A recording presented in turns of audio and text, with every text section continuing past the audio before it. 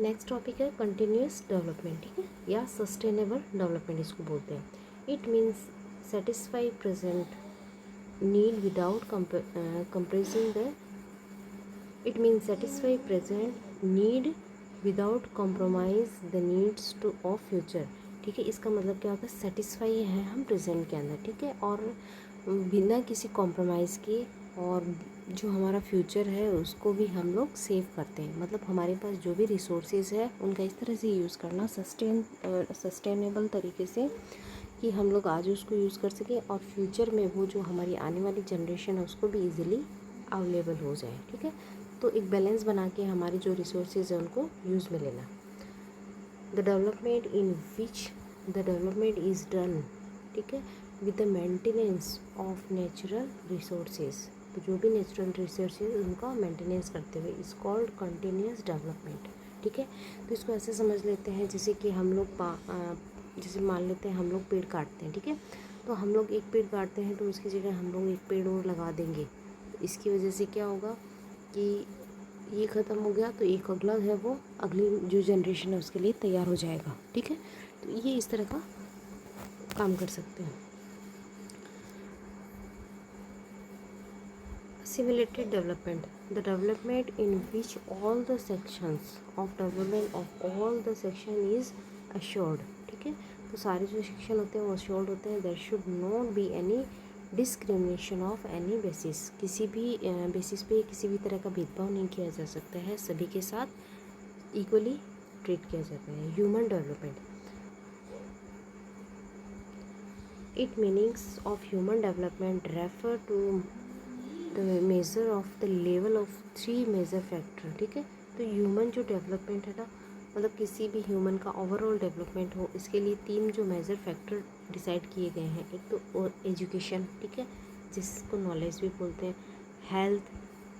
Health के अंदर life expectancy, ठीक है, उनकी जो जीवन की जो भी ज़रूरत है, जीवन की जो क्षमता है वो आज इसके अंदर कवर हो जाती है। एंड स्टैंडर्ड ऑफ लिविंग यानी पर कैपिटा इनकम, ये सारी चीज़ें इसके अंदर इंक्लूड होती है, ठीक है।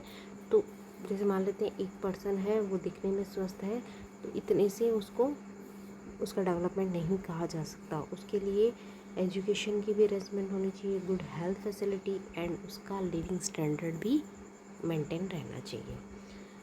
तो इसी से जो कंट्री होती है ना उसकी ग्रोथ है उसका पता चलता है। All these 3 factor are indexed, ठीक है, एज ह्यूमन डेवलप इंडेक्स, और इनको जो है ना ह्यूमन डेवलप इंडेक्स के अंदर कैलकुलेट किया जाता है। देखिए इसको अंडरलाइन करना आप लोग कि कौन कौन से जो फैक्टर है वो ह्यूमन डेवलपमेंट इंडेक्स। देखिए एवरी ईयर जो है ना ये एक इंडेक्स निकाली जाती है कि कौन सी जो कंट्री है उसके जो ह्यूमंस हैं उनकी ये ओवरऑल ग्रोथ है, ठीक है। तो फर्स्ट रैंक, सेकंड रैंक, ऐसे रैंक दी जाती है एवरी कंट्री को। तो उसके अंदर किन किन चीज़ों को देखा जाता है, एक तो एजुकेशन देखा जाता है, हेल्थ देखी जाती है, और लिविंग स्टैंडर्ड देखा जाता है वहाँ के लोगों का। This indexing process measuring human development of any country, ठीक है। तो जो भी कंट्री है उसके ह्यूमंस से उनका कितना डेवलपमेंट होता है ये इसके बेस है। इनको ध्यान में रखते हुए इनका जो भी डिसीजन होता है वो लिया जाता है। प्लानिंग इन इंडिया, अब देखिए इंडिया जो है ना उस बहुत बड़ा कंट्री है, ठीक है, इसका एरिया भी है और पॉपुलेशन भी काफ़ी ज़्यादा है। तो इसके लिए कंट्री के डेवलपमेंट के लिए एक प्लानिंग करने की ज़रूरत है। मान लेते हैं हम घर में भी जैसे कोई काम करते हैं या हम लोग एनुअली हम लोग देखते हैं, ठीक है, तो एनुअली भी हम लोग देखते हैं कि इतना हमारा खर्चा होगा या किस तरह से हम लोग है वो अपना डेवलपमेंट करें, या जो इस टाइम है वो हम लोग कितना सेविंग करके कितना है जो नेक्स्ट किसी प्रोजेक्ट पे स्पेंड करें। तो इसी तरह की जो है ना प्लानिंग करनी पड़ती है कंट्री के लिए भी कि कौन से जो प्रोजेक्ट है उनको रन करना है और कौन से प्रोजेक्ट है वो अच्छे से चल रहे हैं या उनको और ज़्यादा चलाने की ज़रूरत है। तो इसके लिए क्या होता है कि the development of any country depend upon 2 things, ठीक है, 2 थिंग्स पे डिपेंड करती है। एक तो अवेलेबिलिटी ऑफ द रिसोर्सेज, ठीक है, कि एक तो हमारे पास कितने रिसोर्सेज हैं, तो ये सोचते हैं ना कि हमारे पास जैसे मान लेते कितने पैसे हैं किसी भी काम को करने के लिए। दूसरा होता है ability to use the resources, ठीक है, जूडिशली। तो दूसरा होता है कि हम उसको कहाँ अच्छे से इन्वेस्ट करें जिससे हमको ज़्यादा से ज़्यादा फ़ायदा हो। तो ये दो फैक्टर होते हैं। फॉर द पर्पस, इसके लिए प्लानिंग इज़ रिक्वायर्ड, तो उसके लिए प्लानिंग करनी ज़रूरी होती है। तो ये आप घरेलू जो है उससे इजीली समझ सकते हैं कि हमारे पास पैसे हैं और उसको कहाँ अच्छे से अच्छी जगह पे इन्वेस्ट किया जाए जिससे हमारे पैसे हैं वो हमको अच्छा रिजल्ट दें। Planning is does in 3 step. तो प्लानिंग लाने के लिए 3 स्टेप होते हैं। First of all the clarity of objectives. हमारे जो भी ऑब्जेक्टिव होते हैं ना उनकी क्लियरिटी होनी चाहिए, ठीक है। मतलब क्या क्या हमको वर्क करना है, should be there. It means that all the objectives should be defined in very well manner. तो सारी जो चीज़ें हमारे पास क्लियर होगी कि हमको यहाँ ये टॉपिक पे जो है वो स्पेंड करना है तो ज़्यादा अच्छा रहेगा। इन द सेकेंड स्टेप होता है estimation of available resources is done. उसके पास में हमारे पास जो भी रिसोर्सेज है उनका एस्टिमेट बनाना चाहिए ना कि कितना है और कितने की हमको ज़रूरत है या कितना हम खर्च कर सकते हैं, कितना हमारे पास सेविंग है। Finally, all the resources are distributed according to importance and priority. और जो भी रिसोर्सेज होते हैं ना उनको डिस्ट्रीब्यूट किस तरह से किया जाता है, उनकी इम्पोर्टेंस और प्रायोरिटी की, कि किस जगह पे किस चीज़ की ज़्यादा ज़रूरत है या पहली ज़रूरत है, ठीक है।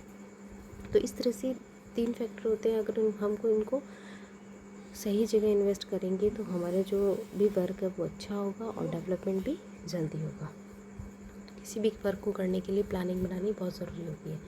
When planning technique is used in the development of economy और achieve desired economic object, it is term is economic planning, ठीक है।